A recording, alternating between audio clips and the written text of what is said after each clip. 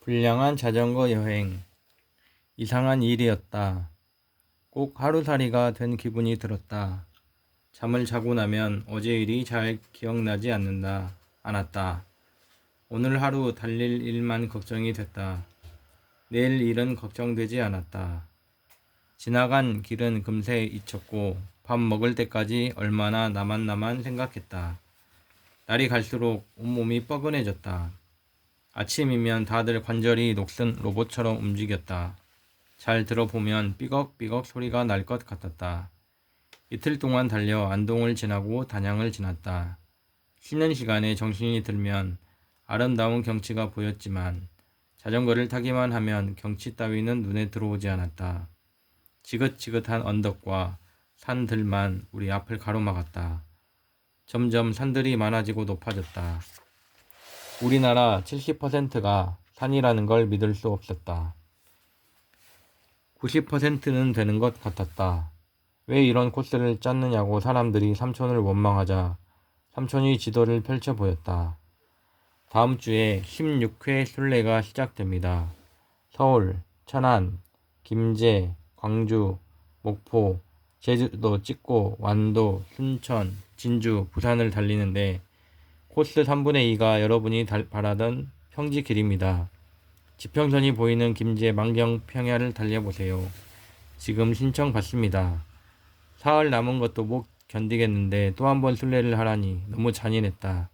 한 달 더 자전거를 타고 싶다던 영우 아저씨도 한숨을 쉬었다. 원주를 향해 달리는 길에서는 다들 넋이 나갔다. 쉬는 시간이 되면 자동으로 길 옆에 쓰러졌다.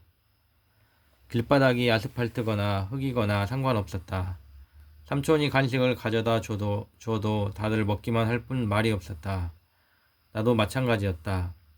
자전거를 타는 게 꼭 꿈만 같았다. 소리치고 몸부림쳐도 깨어나지 않는 악몽이었다. 자전거를 타기 시작하면서 보통 때보다 2배는 더 먹고 마셨지만 바닥난 체력은 쉽게 회복되지 않았다. 쥐가 나거나 넘어져서 트럭을 타는 사람이 날마다 생겼다. 혹시 꾀병이 아닐까? 만석이 형이 눈을 부릅떴지만 소용없었다. 꾀병이 아니니 그럴 수밖에 없었다. 사람만 그런 게 아니었다. 자전거들도 말썽을 부렸다. 어떤 자전거는 체인이 뚝 끊어졌다. 브레이크 선이 터지거나 페달이 빠지기도 했다. 고장난 자전거는 트럭에 재빨리 실었다가 쉬는 시간에 고쳤다.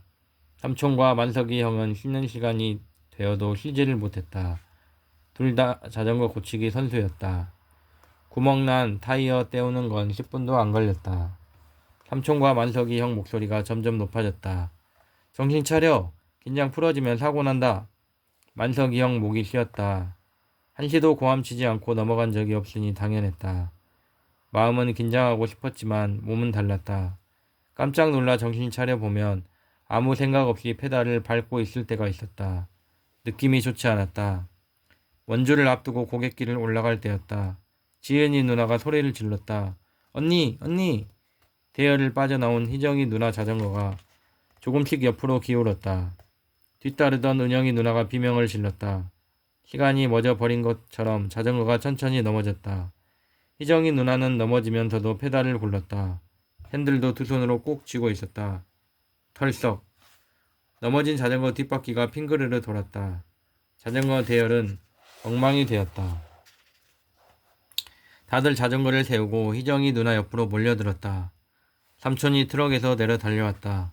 비켜! 비켜봐! 삼촌은 감고 있는 희정이 누나 눈꺼풀을 뒤집었다.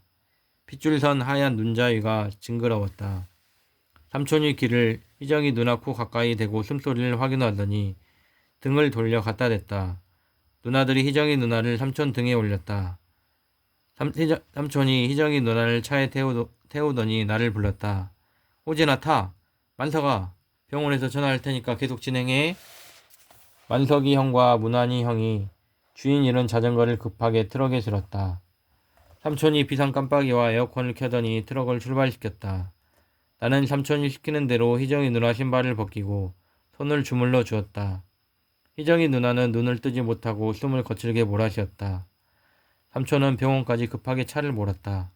신호등도 우리 사정을 아는지 줄곧 파란불이 켜졌다.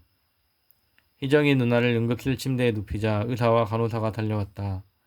삼촌과 나는 할 수 있는 게 아무것도 없었다. 나는 복도 의자에 앉아 아무 일이 없기를 빌고 또 빌었다. 나는 만석이 형이 원망스러웠다. 만석이 형이 트럭을 자주 태워줬으면 희정이 누나가 괜찮았을 거다. 삼촌은 아무 말도 없이 복도를 서성댈 뿐이었다. 박희정씨 보호자님! 간호사가 우리를 불렀다. 희정이 누나가 우리를 보고 눈을 깜빡였다. 큰 플라스틱 병에 든 주사액이 똑똑 떨어져 투명한 호스를 타고 바늘 꽂힌 누나 팔로 들어갔다. 삼촌 또래 같은 의사 아저씨가 말했다. 순간적으로 일사병 증상이 왔습니다. 시원한 데서 안정을 좀 취하시면 되겠네요. 삼촌이 주먹을 불끈 쥐었다. 희정이 누나 무릎이 좀 까지긴 했지만 크게 다치지 않아 다행이었다. 희정이 누나가 담요로 얼굴을 가렸다. 창피하게 애들처럼 넘어졌어. 내가 희정이 누나를 위로해줬다. 영화처럼 멋있게 넘어졌어요. 희정이 누나가 힘없이 웃으며 눈을 감았다. 주사를 다 맞으려면 2시간쯤 걸린다고 했다. 병원비를 내고 자전거 팀한테 갔다 오면 될 것 같았다. 트럭이 없으면 간식도 없고 물이 없으니 자전거 팀이 힘들다. 빨리 돌아가야 했다. 삼촌이 말했다. 트럭에 가서 돈가방 좀 가져와라.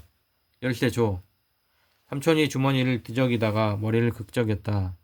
정신이 없어서 차에 꽂아둔 채 내린 모양이었다. 병원 문을 여니까 기다렸다는 듯 햇빛이 쏟아졌다. 갑자기 세상이 캄캄해졌다. 눈앞이 빙글 도는 것 같았다. 나는 천천히 주차장으로 걸어갔다. 햇볕을 받은 차들이 잔뜩 달궈져 있었다. 옆을 지나기만 해도 뜨끈뜨끈한 기운이 전해졌다.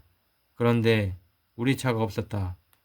분명히 차를 세운 자리가 맞는데 다른 차가 주차돼 있었다. 혹시나 해서 주차장을 다 돌아봤지만 빨간 트럭은 없었다. 내 말을 듣고 삼촌이 주차장으로 달려나갔다. 그새 차가 돌아와 있을 리 없었다. 우리는 가까운 경찰 지구대로 달려갔다. 경찰 아저씨가 삼촌이랑 병원 주차장을 다녀오더니 말했다. 우선 차량 번호, 종류, 특징을 알려주세요. 경찰서에 보고해 수배하도록 하겠습니다. 바로 찾을 수 있을까요? 그건 확실하게 대답하기가 곤란한데요. 검문소 같은 데를 지나가면 차량 조회를 하니까 빨리 잡겠지만 그렇지 않으면 길어질 수도 있어요. 삼촌은 지구대를 나와 만석이 형한테 전화를 걸었다. 희정씨는 괜찮아. 그런데 이건 너만 알고 있어라. 우리 차 도둑 맞았어. 신고는 했는데 어떨지 모르겠어. 우선 카페에 긴급 상황을 올릴게.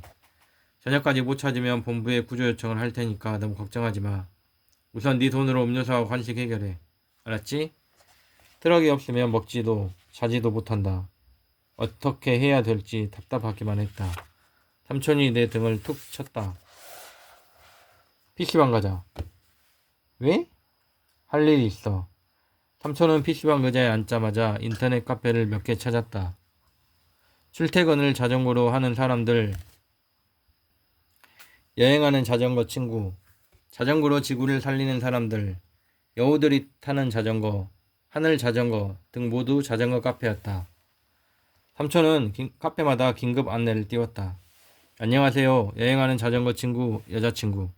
카페지기 신석기입니다. 비상사태입니다. 여자친구 캠핑카를 원주 미리내 병원 주차장에서 도둑 맞았습니다. 지금 저희는 15회 자전거 순례 중에 있습니다. 앞으로 홍천, 속초, 통일전망대까지 사흘 남았습니다. 원주 부근에 사는 자전거 가족의 도움을 부탁드립니다. 빨간 트럭을 보신 분은 연락주세요. 찾아주신 분은 저희 순례에 무료로 모시겠습니다. 삼촌은 전화기를 꺼내더니 각 카페 지기들한테 전화를 걸었다. 카페 지기들은 원주 부근 회원들한테 곧장 단체 문자를 보내고 인터넷 쪽지도 보내겠다고 약속했다. 삼촌도 잠깐 사이 인터넷 쪽지를 수백 명한테 보냈다. 나는 트럭을 찾는 일이 급한데 키보드나 두드리고 있는 삼촌이 답답했다. 삼촌, 병원 쪽으로 가보자. 혹시 무인 카메라에 도둑이 찍혔는지도 모르잖아. 잠깐 기다려. 문자 좀 더 보내고. 누가 그런 걸 봐. 삼촌이 고개를 들었다. 눈빛이 날카로웠다. 트럭 잃어버린 지 얼마 안 됐으니까 아직 이 근처에 있을 거야. 우리 카페 회원들한테 빨리 알려서 트럭을 찾아달라고 하는 게 좋겠어. 회원이 몇 명이나 된다고 그래. 그보다 무인 카메라를 찾아보자니까. 여자친구 회원 3만 명 넘어. 강원도 쪽만 해도 상당히 많고. 3만 명? 엄청난 수였다. 회원이 그렇게 많은 카페의 주인이라니. 갑자기 삼촌이 다르게 보였다. 삼촌이 덧붙였다. 다른 카페에는 더 많아. 출퇴근을 자전거로 하는 사람들은 곧 30만 명 넘을걸? 삼촌이 단체 문자를 다 보내더니 벌떡 일어섰다. 자, 병원 쪽으로 가보자. 삼촌과 함께 다시 주차장으로 갔다. 그렇지만 헛수고였다. 무료 주차장이라 경비 아저씨도 없고 무인 카메라도 없었다. 우리는 희정이 누나한테 돌아갔다. 주사액이 절반 정도 남아 있었다. 희정이 누나는 잠이 들어 있었다. 처음에 봤을 때는 얼굴이 뽀했는데 지금은 얼굴이 타고 무릎도 까져서 이재민 같았다. 벌컥 화를 잘 내서 그렇지 예쁜 누나인데 좀 불쌍했다. 띵동 문자가 왔다. 나는 삼촌 전화기를 들여다보았다. 횡성군청 앞에 빨간 트럭 펭귄 냉동 12호차? 삼촌이 답 문자를 보냈다. 아닙니다. 연락 고맙습니다. 띵동 원주역 앞 빨간 트럭 발견 동화 베이커리라고 써있네요. 아닙니다. 연락 고맙습니다. 토지문화공원인데요. 빨간색 트럭에서 팥빙수를 팔아요. 아닙니다. 연락 고맙습니다. 문자가 몇 통 더 날라왔지만 모두 아니었다.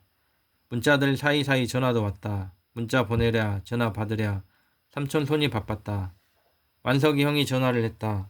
갈라진 목소리가 쩌렁쩌렁했다. 형, 어떻게 됐어? 아직 찾고 있어. 거긴 어때? 다들 몸이 물엿 같아. 저녁 때 고기 좀 먹여야겠는데. 알았어. 일단 캠프 장소로 와. 만석이 형이 전화를 끊자마자 다시 전화기가 울렸다. 나는 삼촌 전화기에 귀를 가까이 댔다. 여보세요? 혹시 빨간 트럭 찾는 분이세요? 네, 맞습니다. 저는 하늘 자전거 회원인데요. 산 타고 내려오다가 빨간 트럭을 봤어요. 뒤에 자전거 그려지고 여자친구라고 써진 거 맞죠? 온몸에 전기가 통했다. 삼촌이 침착하게 위치를 물었다. 오늘은 여기까지 하겠습니다. 좋은 밤 되세요.